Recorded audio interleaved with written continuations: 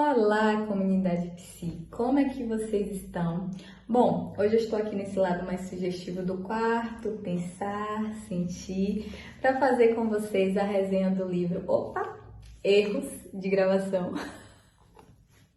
Olá, comunidade Psi! Como é que vocês estão? Bom, hoje eu estou aqui nesse lado mais sugestivo do quarto, como vocês estão vendo, pensar, sentir, para fazer a resenha do livro Inteligência Emocional de Daniel Goleman. Então, para quem tem interesse nesse nicho, é um livro que eu indico como leitura básica, ou então, gente, para quem gostaria de se aprofundar mais, saber mais sobre essa teoria, não apenas para atuar na clínica.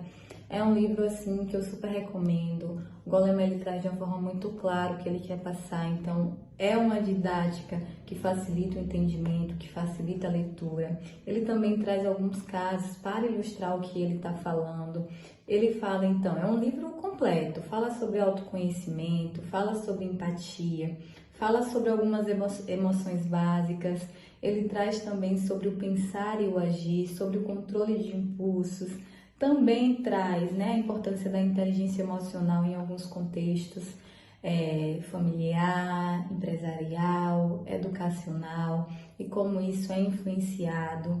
Então, hoje eu trouxe alguns pontos importantes para a gente discutir, certo? Sobre esse livro. É dividido em 5 capítulos, 16 partes. O primeiro capítulo, gente, ele inicia falando sobre o cérebro emocional. Aqui ele traz um pouquinho sobre esse contexto evolutivo, o quanto as nossas emoções foram herdadas e quanto elas foram necessárias para a sobrevivência da nossa espécie. Então, sem medo, provavelmente não sobreviveríamos.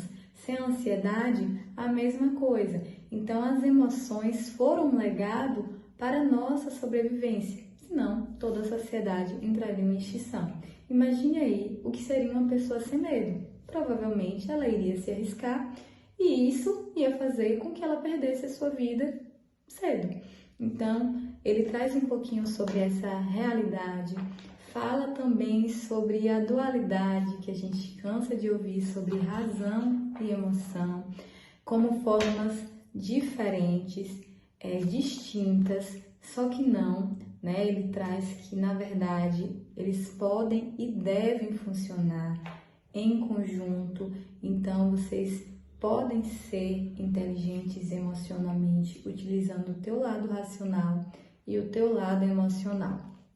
Ele também traz nesse capítulo 1, gente, sobre o sequestro emocional. Então, ela ocorre de forma que o indivíduo não consegue pensar. Então, a emoção, ela vem de uma forma tão intensa que você não consegue raciocinar sobre aquela determinada situação.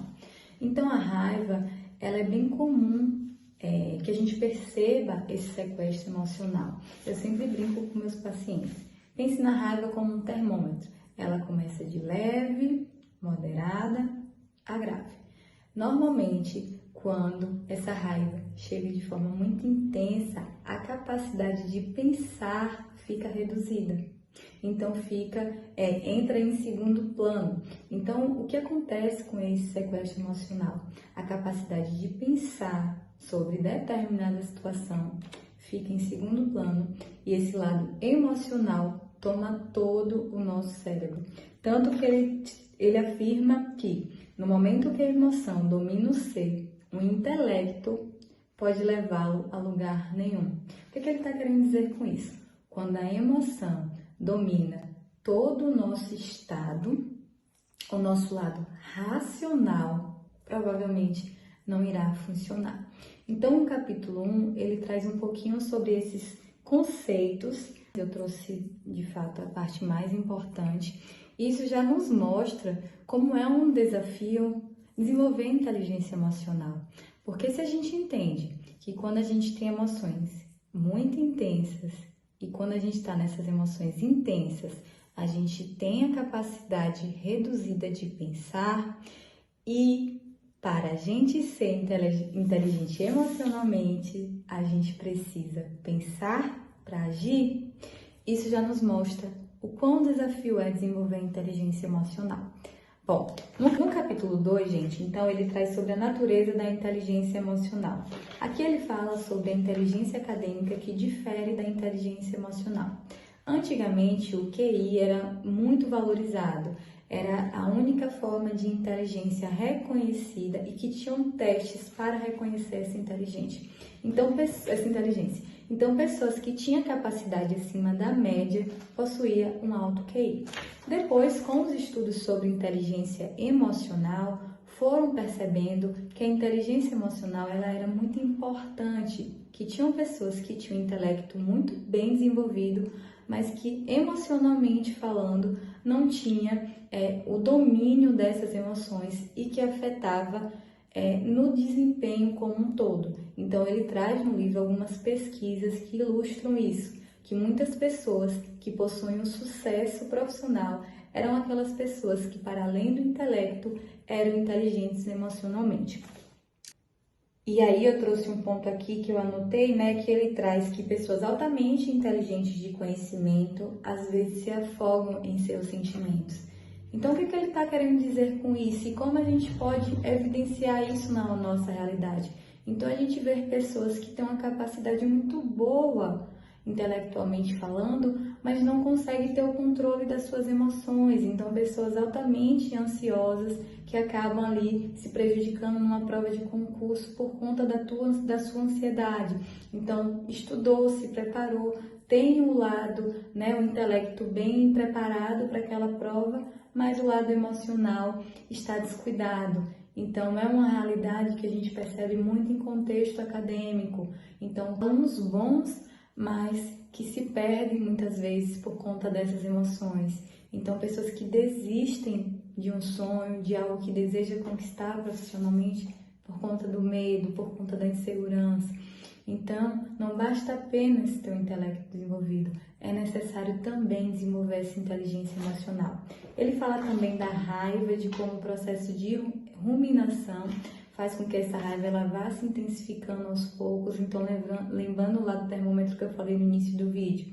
Então, quando você vai ali ruminando aquele acontecimento, então foi injusto, não era para essa pessoa ter feito isso comigo, não era para ter acontecido desse jeito, a raiva ela vai se intensificando e ela vai aumentando no seu termômetro. E ele traz também que uma das formas da raiva é utilizar de distração, então relaxamento, procurar mudar o foco e também o pensar, O pensar antes de agir. Porque normalmente quando a gente está tomado pela raiva, a gente tem uma dificuldade muito grande de pensar e aí quando a gente vê, a gente já causou todo aquele desastre com pessoas, com situações e isso sim acaba mostrando uma falta de controle de impulsos que ele também traz no livro. Fala também, gente, sobre a empatia, que pessoas que têm um autoconhecimento das suas emoções sabe ser mais empático, pois sabe reconhecer no outro o estado emocional. Inclusive, saber reconhecer no outro as suas emoções entra nos 5 pilares da inteligência emocional.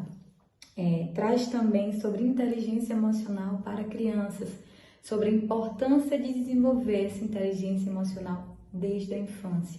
E ele tem alguns estudos, no livro mesmo ele traz alguns estudos, algumas pesquisas que mostram que crianças que têm uma dificuldade ali emocional na infância vai levar isso para a vida adulta.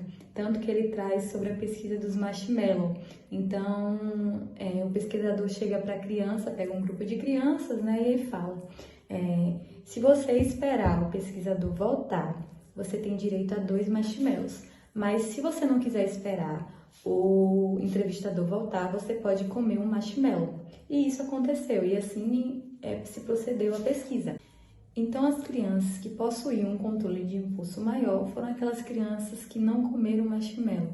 Já aquelas crianças que comeram o primeiro marshmallow, então não esperaram o pesquisador voltar, foram aquelas crianças que desenvolveram dificuldade para o controle de impulso. Anos depois, eles voltaram para ver como é que estavam essas crianças, e as crianças que tiveram controle de impulsos eram mais saudáveis, não tinha nenhuma dificuldade de lidar com as suas emoções, eram crianças né, que sabiam lidar com a raiva, com a frustração, que eram bem desenvolvidos no ambiente acadêmico.